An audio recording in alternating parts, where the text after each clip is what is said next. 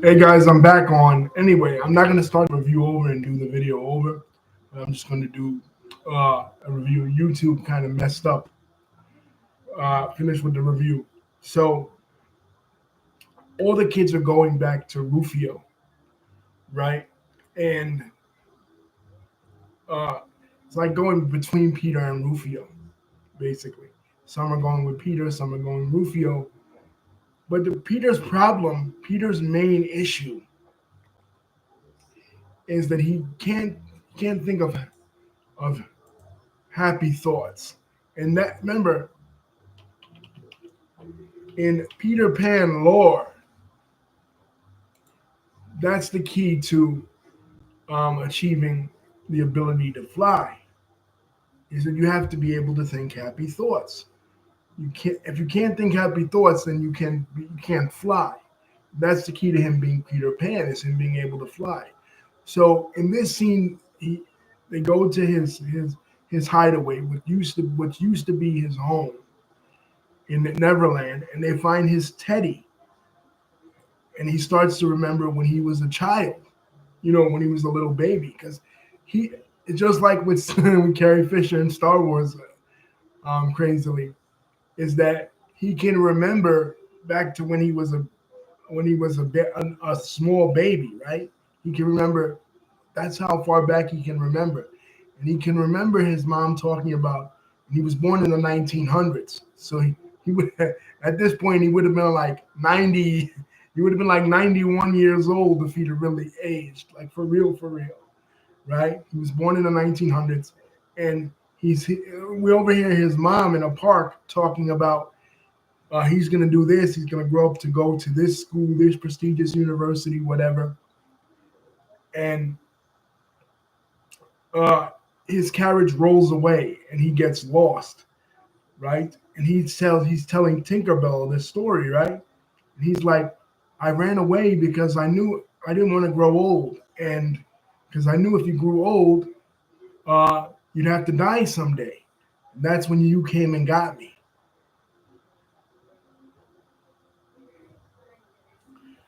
And when she came and got him, took him to Neverland for the first time ever. But see, he was a baby, but he still had memories of his mother. He still missed his mother. So every year he would go fly back to London. And one of the years when he was flying back to London, he ran into the Darling house, and that's when he met Wendy. He was chasing after his shadow, and this is Dustin Hoffman's son. Dustin Hoffman's son uh, plays the part of young Peter Pan in this when she first meets him. She introduced herself, and that's when he first takes her to Neverland. So he would come back every year to get her, and this is showing Wendy each and every time he comes back to get her. He's still the same age, but she's grown much older. First she's a teenager, then she's a young adult, then she's an older adult, then she's an even older adult, played by Maggie Smith. And by the last time he comes to get her, she says to him, Peter, I can't come with you. I've forgotten how to fly. Uh, I'm an old woman now, so much more older than 20. I'm a grandmother. That's my granddaughter, Moira, lying asleep in the bed. And this is the 60s. So you can imagine Wendy was born was alive in like the 1911s, right? That's when the story takes place, like the early 1900s, well, the 1910s, 1911 is when Jim Barry wrote the story. So you can imagine, like in storyline, Wendy's like 80 years old, right? like she's super old, right? And by this point. And how you know it's the 60s is because the granddaughter's bedroom is completely filled with Beatles stuff, like completely Beatles blankets, Beatles everything, right? So that's how you know the time period. And Peter Pan says, "I shall give her a kiss." Now, in the original story, for those who don't know it, Peter Pan says he's going to give her a kiss, but it's really a thimble, right? It's not an actual kiss, like a kiss that you would give somebody. It's a thimble. So uh, Wendy stops him and says, "No, no, Peter, no buttons, no thimbles. I wouldn't want her to bear the pain that she will eventually go through when she finds out that she can't keep you." So by Wendy saying this, it reveals a lot about Wendy. Basically, it reveals that all along, Wendy did not see Peter as a friend. Wendy saw him as a potential love interest, but Peter was never going to give up his life in Neverland for her. So it eventually led to her heartbreak. And Peter reassures her, "No, um, I'm not talking about this kind of kiss. I'm talking about a real kiss."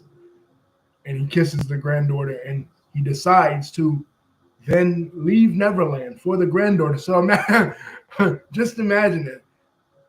Hey Lisa, what's going on again? Just imagine you're Wendy. You're in love with this boy forever, like for 80 years, 70 years, whenever they met, right? As teenagers, right? And he doesn't choose you. He comes back and he ultimately chooses your granddaughter. Now, in real life, it would sound creepy, but since he's living in Neverland and he never ages, it's perfectly acceptable. But he chooses to give up his life in Neverland and stay in England, and then Wendy adopts him and becomes his Granny Wendy. So here was the man that she was in love with, that she wanted to be with forever, and now he's her adopted grandson. Did George Lucas have something to do with the writing of the movie somehow? you know, you know. But anyway, she adopts him, and that's when she opens up the orphanage for uh, young boys, and she takes in a lot of the other lost boys, including Toodles, that decide to come with him. But as he's retelling this, he remembers his happy thought, and he remembers why he stood behind in England, why he never went back to Neverland, and it was because he wanted to be a daddy. As he's saying the name of Teddy, all of a sudden it forms into Daddy, and he remembers when his son was born. He said, "The only reason I wanted to grow up is because I wanted to be a father." You know what I mean? I knew that the only way I was going to be a father is if I grew up. And he remember, and that's his happy thought, his children. And then he starts to fly, and he bursts out of his suit, and he begins to fly around Neverland. He's Peter Pan again. Um, and of course, the score is done by John Williams, and it's a fantastic score. It's right up there with his music that he did for Superman and Star Wars. It's tremendous, this scene. So he goes to the Lost Boys hideout, and finally Rufio sees him in his real form. And Rufio says, "You are the Pan. You can fly, you can fight, and you can crow." And then he crows, and Rufio gives up Peter his original sword to him, and they go off to fight Captain Hook. And of course, the Lost Boys win, but while the Lost Boys are fighting, Rufio dies. And while Rufio is dying, he falls in Peter Pan's hands, and he says, "You're to me like the father I always wanted." Right? And then the kids are shocked, that their dad is actually Peter Pan, and the daughter is amazed. "Peter Pan's my dad?" You know what I mean?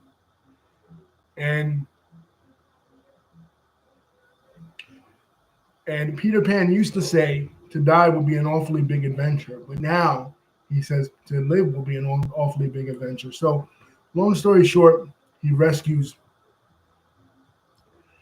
his children, and they go back to London. Now, the story with him and Tinkerbell, the scene when he becomes Peter Pan again, he wants to He wants to stay Peter Pan at first. He doesn't want to go back to rescue his kids.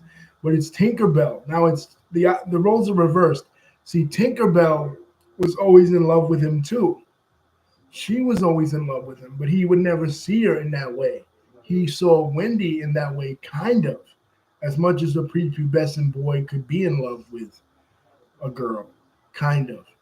You know what I mean? Because he saw Wendy as a motherly figure. In the original story, Wendy was supposed to serve as the mother to the Lost Boys.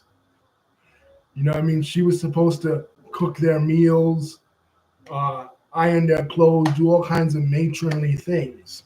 This was a common trope in books and movies in the early 1900s. We see that even in the original Snow White. Snow White civilizes the seven dwarfs. You know, and she comes in there and they're all discombobulated, and it's Snow White through her matronly, her womanly nature that make them civilized. It's basically it's the belief that a woman cleans up a man, a woman makes a man mature. A woman is the thing that could change a boy into a man. And there's truth to it, guys. Believe me. Guys that become married act different than guys who were never married, that are bachelors. You know, there's a lot of truth to it. Believe it or not, women are a civilizing force. Women do have the ability to uh, train men and civilize men and introduce men to civilization, because women and girls mature faster than boys and men. This is a reality. We see this even in this story. Wendy is already thinking about love. She's already thinking about relationships. Peter is not thinking about that. Peter is still wanting to have adventures. Peter is still wanting to have fun, like a little boy, right? He's never thinking about that until he becomes much older. Through going to the going through the real world. Um, and women are often more responsible than men. You know what I mean? That's why men need women in their life. When they don't have women in their life, men become unruly. Like, men become a force against nature. You know what I mean? Women is what keeps us stabilized, I believe. You know what I mean? So there's some truth to that belief. So that was the role that Wendy was supposed to serve for the Lost Boys, but Tinkerbell wanted to serve that role. She wanted to be basically Peter Pan's girlfriend, but he didn't ever saw her like that. So she becomes big and she's in this beautiful blue dress and they kiss, and she wants to, like Wendy, she wants to keep him there for herself. She could easily not tell him about his kids so that he doesn't go back, because what he's going to do is he's going to eventually save his children and then go back to England. He's not going to stay in Neverland, with his children. You know what I mean? And he's going to eventually go back to his wife, Moira. So they kiss, they have a tender moment together, but ultimately he does what he has to do, and they go back to England. But before they do that, he gives his sword to the young chubby kid as the new leader of the Lost Boys. So he wakes up in the backyard, and him and Tinkerbell say goodbye to each other. And what she says to him is a line I'll never forget. She says, you know where you can see me? That place between sleep and awake. That's where I'll always be. And then solemnly she says goodbye to him, and then he goes back to his family, and he has learned to reconcile his reckless youth with his new adulthood. He's learned to not be childish and immature, but still have the childlike innocence and the fun-like nature. So he's learned balance in his life. He's learned to balance the responsibilities and the the responsibilities and the arduous tasks of adulthood with the fun, childlike nature and innocence of childhood. That is, I believe, the ultimate lesson of this movie. And Lisa and David both pointed out that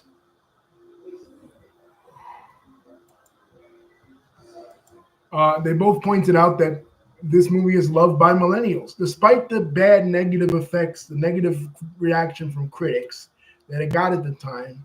This movie is loved by millennials. Millennials love this film. You know what I mean? They don't care. I'm one of them. Lisa's one of them. David's one of them. We love this film. You ask any millennial, millennials love Hook. We didn't care. We didn't know about the bad negative critics. We didn't know about that. We didn't care about that. That didn't matter to us as young boys and girls. But why? Why do we love this film? What is different about millennials than other generations? A lot of us, we didn't become grown-ups and abandon our childlike innocence and our childlike nature. Many of us remained with that. You could see the nostalgia industry flourishes because of us millennials, that we still like animation. We still like Star Wars. We still like wrestling. We still like Disney movies. We still like the things that we grew up with. That wasn't the case for other generations before us. Other generations before us were like, they were more like Peter Banning, to be honest with you.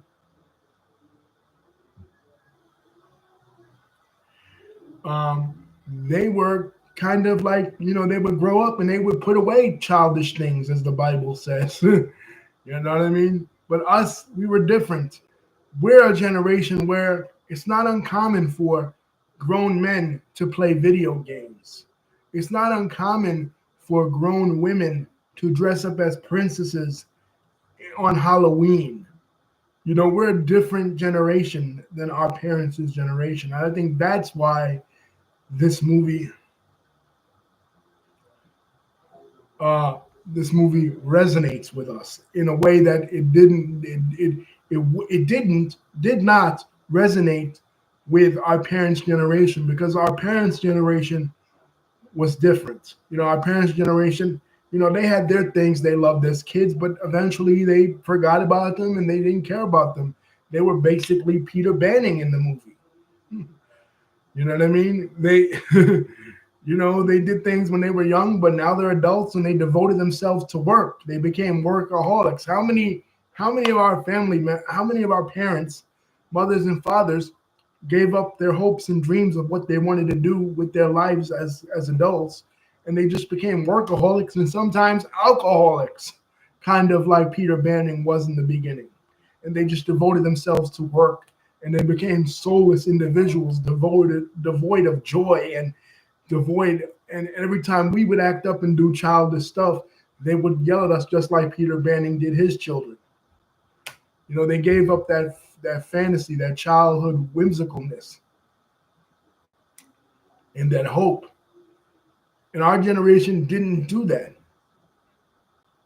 You know what I'm saying? Now, people will say, oh, well, the socioeconomic situations in the world permitted us to not do that. You know what I mean? The other generation, the last generation was tougher. But my point is, the generation judging this movie was our parents' generation, and they hated it. And we're different, and we loved it, and we embody the ethos of it. So what does that tell you? It says a lot in that we love this movie, our generation, and our parents' generation hated it.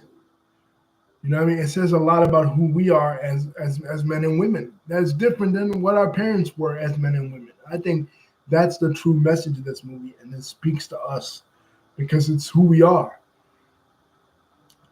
We're the Peter Pan after he remembers why he lived. After his happy thought, that's us. Before his happy thought, that's our parents. And we watched a movie like this and we were determined never to become like our mothers and fathers and like Peter Banning in the movie, never to become pirates. You know what I mean?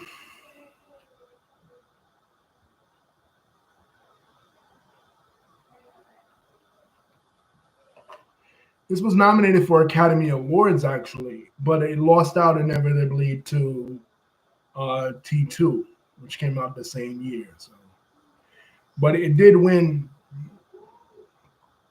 It did win for best song.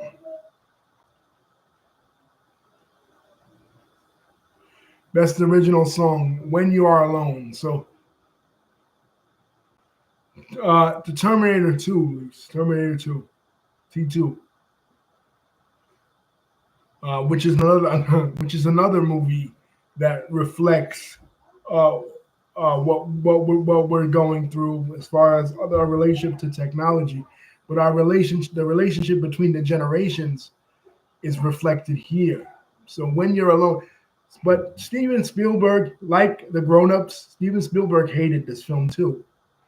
You know, so basically, and he made it. So he regretted not turning it into a musical. Robin Williams distanced himself from the association with it. They went on to do Jurassic Park, and Robin Williams went on to do Genie.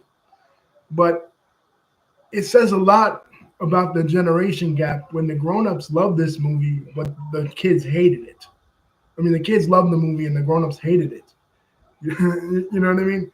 And like I said, we saw something different in it than our parents. Me, I saw this movie in second grade. What it was,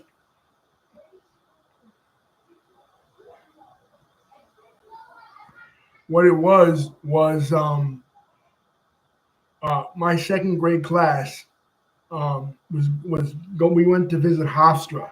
We were in second grade. Why were we visiting a college? I don't know.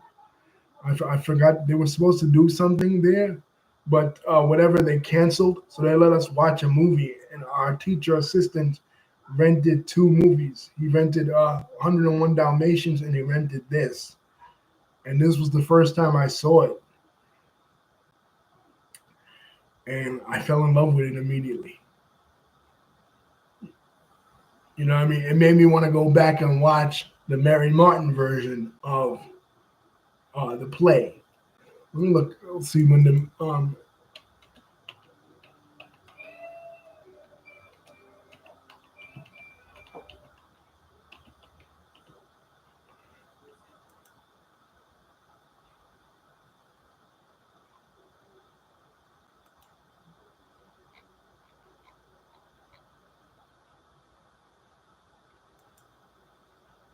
Mary Martin version came out in 1950s.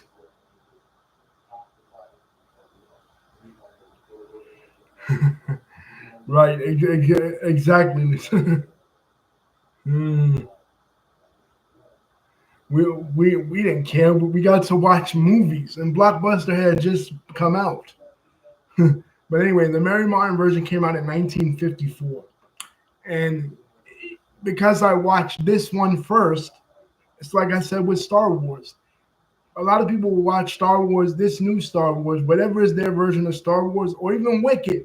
People will watch Wicked, which this movie inspired. Like this movie actually inspired Wicked in a lot of ways. You know what I'm saying? In a lot of the themes. But a lot of people will watch Wicked and they'll go, okay, I saw Wicked now. I liked it, like a lot of kids. And they'll go, okay, that has me interested in the 1939 Wizard of Oz, the original. So that's what this was for me. I had never seen Mary Martin's version. So I went back and I watched it, and I fell in love with that one too. This is interesting because this is the first time ever in the history of Peter Pan that it's been on stage or in movies that a man has played Peter Pan. Traditionally, Peter Pan, the character, is played by a woman. Kathy Rigby was the first to play it, and then after her, Mary Martin played it. And Robin Williams was the first man to play it. He wasn't the last man to play it because they did another version of it later, of the original movie, right? But he was the first man ever to play the role of Peter Pan. Traditionally, it goes to an adult woman because uh, Peter Pan is supposed to be a prepubescent boy, and but he's supposed to look adult enough to have these sort of interactions where it doesn't look weird, like he's kissing a girl and everything, but at the same time he's supposed to look child boyish enough to not look like a grown man. So they're kind of caught in a conundrum. So they always choose an adult woman to play him traditionally on stage anyway. And in the before this, that was always the case. But that was also always the case um, because back when they first made the play originally, women didn't act in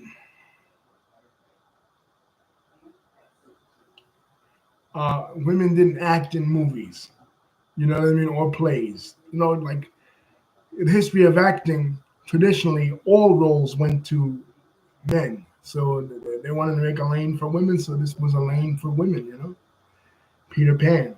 So it kind of made history. And ultimately, I think that Robin Williams was the perfect person for this role because Robin Williams was he was like a kid himself, you know. Michael Jackson, they say, would have been, Michael Jackson maintains he would have been better for the role, but I don't think so. I think that Michael had trouble when it came to acting. I mean, he is the most memorable character in The Wiz, but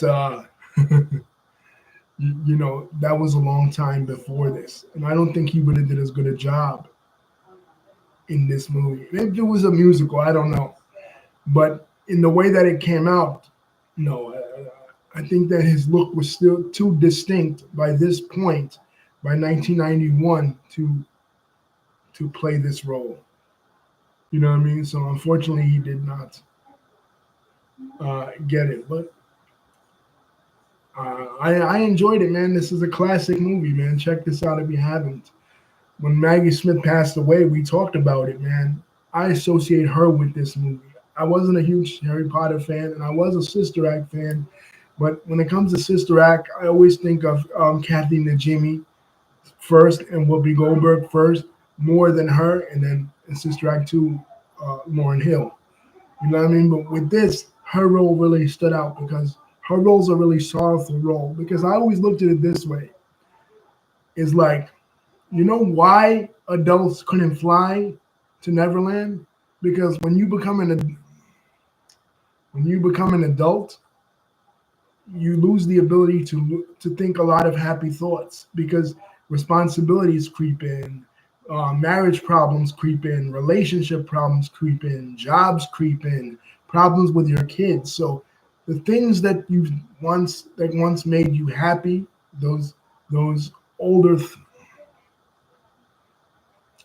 those older thoughts, they no longer make you happy. So that's why as she became older and as everybody becomes older, they can no longer fly because you need to have happy thoughts in order to fly. And it's easier to have happy thoughts when you're a child more than when you're an adult. So what the irony of me seeing this out of college when I was 8 years old is that the same people showing me this movie are trying to force us as 8-year-old kids to grow up.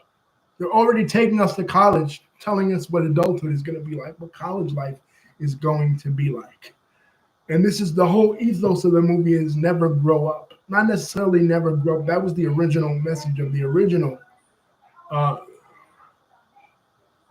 movie, but this one is a kind of compromise. You can grow up, but you still got to maintain your ability to have fun. And unfortunately, this movie connected with Robin Williams' real life in a lot of deep and profound ways, because the man Robin Williams was a guy that struggled with depression. So I imagine he himself didn't have a lot of happy thoughts. So just like I was saying with Wendy's character, the older she got, the less likely it was that she would have happy thoughts. So that's why the older she got, the less likely it was for her to fly. So those are the kind of theories and formulations that I was forming as I was watching this movie, and that's why I love this movie, and that's why it connects with me to this day, and I recommend it. I think it people say, oh, it didn't become the Wizard of Oz of this generation. Maybe not commercially, maybe not. It didn't make a lot of money because the '90s was a very tough time for movies because there were a lot of good movies coming out. So maybe it didn't make a lot of money like Wizard of Oz, but it did connect. It did become our Wizard of Oz in a certain sense, that it connected with us in a certain profound way. You know, the way that the movie Wizard of Oz connected with that generation. Because think of that generation when that movie came out. 1939, on the eve of war. Germany is becoming a power in Eastern Europe. And it's a movie about somewhere over the rainbow. It's a movie about just going back home to a happy place. Dorothy's Candace represents a time before the Great Depression and a time before the events surrounding World War II that would eventually become World War II. So that's why Wizard of Oz epitomized for that generation. But for our generation, this represents our coming of age story. This represents our ultimate compromise as millennials that we made between childhood and adulthood, which is the compromise that the main character, Peter Banning, comes to at the end. That's all, guys. Thank you, Lisa and David, for contributing. And yeah, David,